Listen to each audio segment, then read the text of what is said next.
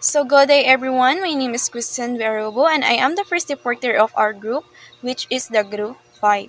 Our topic is all about the Chapter 6, the Barangays, Part 1.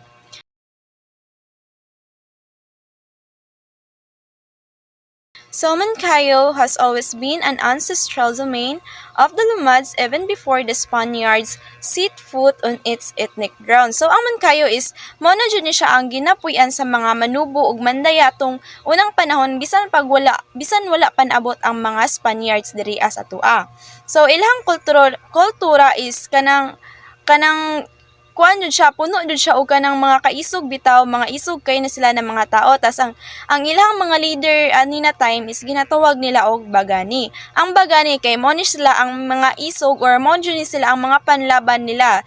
Ang mga bagani pud kay mo pud ni ang kanabitang kanang napamatud-an jud na mo jud pinakaisog sa ilahang lugar.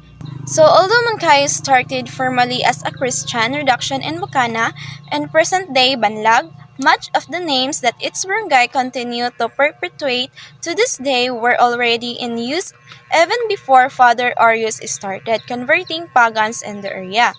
Names like Hagimitan, Nabuk, Tutoy, Pasian, and Salug, obviously derived from native terms, were the very place names the missionaries heard when they first infiltrated the heavily canopied rainforest that used to provide shade to pocket settlements along the Agusan River. When Mankayo was finally constituted as a town in 1954 by virtue of a presidential order, it only consisted of 11 towns. So, ang Mankayo is nagsugod siya, ang Mankayo kay pag-abot sa mga Kastila, nagsugod ang kanang settlement sa Christians dito sa Bukana, which is ginatawag na to og Banlag karon. So, bisan pa ang kanang mga kanigining mga pangalan sa barangays aning Mankayo is gikan jud siya sa mga lumad na mga words. So, tung 1954 gihimo jud na official ang Mankayo pinagi sa kuan kanang mando sa president. So kani ang Mankayo diri apod na time is nagsugod na kanang nana siya 11 ka barangays.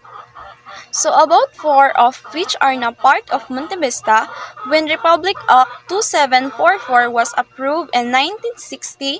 2 new towns were added to Old Count, while another 5 barangays were created in 1969 with the enactment of Republic Act 5566.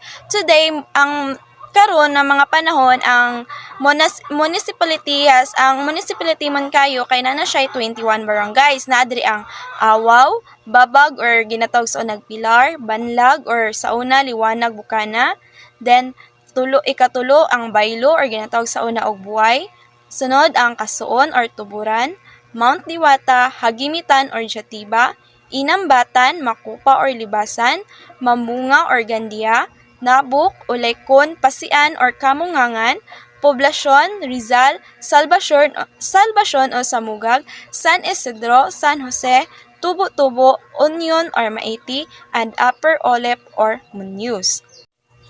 So the first barangay natong itackle is ang Awaw. So Awaw has 2 versions that persist today on how Awaw got its name.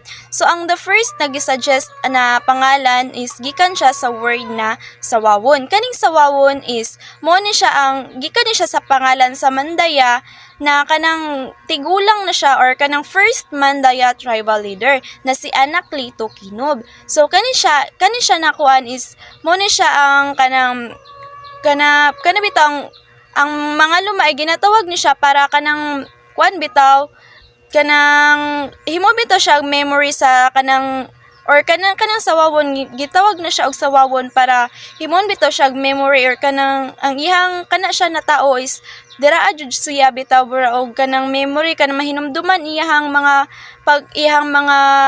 pagka leader ana.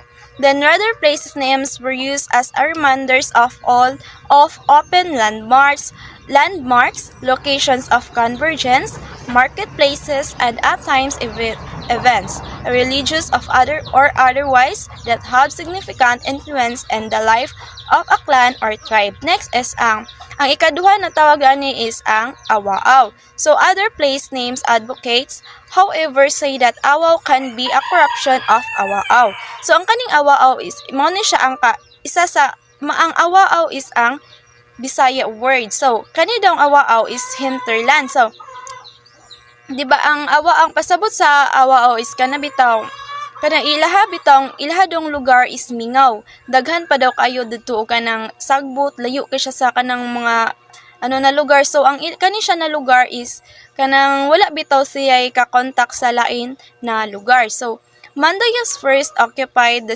stretches of Awao, enjoying the simple amenities of primitive life, hunting, fishing, and farming, contact with the outside world other than the other.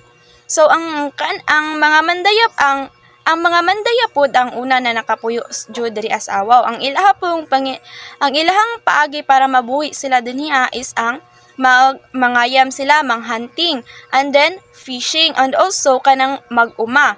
So kani sila na mga peoples is wala jud ni sila yung mga contact sa other barangays or other place kay layo kay ni ilahang lugar. So ethnic groups putting down roots along the Agusan Basin was scarce. This elite tribe, who are the original descendants of the tribe that now productively inhabits the settlements found in the provinces of Agusan, Davao, and Surigao, ruled their communities with a highly evolved bureaucratic structure that was centered on leadership, respect, and tribal tradition. The influx of new settlers in the 50s, most Christians from other parts of the Visayas, would gradually transform Awao to a remotely carved-out community. But it well in 1954 when his progressive community of elite tribesmen that was once part of Jatiba or Hagimitan in the old Caraga province was declared a barangay. So, ang Awao is originally part siya sa Jatiba or Hagimitan in the old name Caraga province. So, became an official barangay. Nahimo siyang official barangay itong 1954. It was first inhabited by elite tribes along the Agusan Basin, known for their strong leadership and tribal traditions. Atong 1950 pod kay itong 1950s pod kay ang mga Christians or ang mga Christian settlers gikan sa Visayas naabot siya sa Awao. So gradually transforming Awao into a more developed community. So ang kaning mga Christians is gitabangan jud nila ang Awao para mahimo na siyang barangay. So ang diri na time ang nahimong barangay, ang first na nahimong barangay leaders is si Jose Mating 1954 to 1955. Kani siya is mojo niya siya ang first appointed teniente del barrio. Next is si Pedro Ambuladora. Nagsugod atong 1956 to 1958. Kani siya is appointed leader lang. And then si Wenceslao Espina 1958 to 1960. Kani siya na is elected barangay leader. And then next si Manuel Sabayo. Kani si Manuel Sabayo is siya ang next na pod na appointed barangay leader. And then si Enrique Lara Jr. Kani si Enrique Lara Jr. is elected barangay captain jud siya sa Awao. And then next is the Julian Baculod. Kani si Julian Baculod is mo jud siya ang barangay captain. Then kaduha siya nahimong nahimong elected leader. So, next ay nahimo siya na kuha na po siya tong 1972 to 1978. Pero diri na time kay elected na lang siya appointed na siya na barangay leaders. No. Next is si Elanio Sahonia. Kani siya na tao is kanang nagsugod siya pagka leader sa barangay itong 1981 to 1984. Kani siya po na tao is appointed lang. And then ang kaduha po siya nahimong barangay leader tong 1981.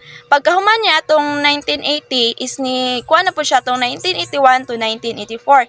This time kay appointed gihapon siya. Next is si Concepcion Ayes. Siya is appointed gihapon. And ang last na naano sa libro is si Moises Bacolod tong 1986 to present, pero wala na siya na-update karon. Kani si Moises Bacolod is elected barangay leaders lang siya sa Awao. So, like the downstreams barangay of Moncayo, Awao experience is its worst flood in 1957. So, kaning tuig na 1957, mao jud ni ang pinaka-worst na nahitabo na kalamidad sa Awao. This time kay na-damage jud ilahang mga panginabuhian tanan-tanan. So 11 years later, a prolonged drought would hit the area for 7 long months. So ni 11 years na pud ato is naabot na pud ang kalamidad na init ayo na nga uga na ilahang mga yuta. This time kay kanang maglisod na silang pangita sa ilahang mga panginabuhian, making it one of the most affected villages and was otherwise considered a very flourishing rice granny. Wala ilahang mga tanom dili na mabuhi tungod kay uga na kay ang mga yuta, but the revenge barrio would find itself on the road to recovery years later when Bataan Loggers. So this time gitabangan sila sa Bataan Loggers mo nang naka-recover ilahang community. A concessionaire helped construct the first primary school of the place and supported the establishment of the barangay's Roman Catholic Chapel. Later, in 1972, the same year that Mabuhay became a city of Awao, DRC would become the second concessionaire in the area, followed by the Balderrama Logging Corporation in 1978.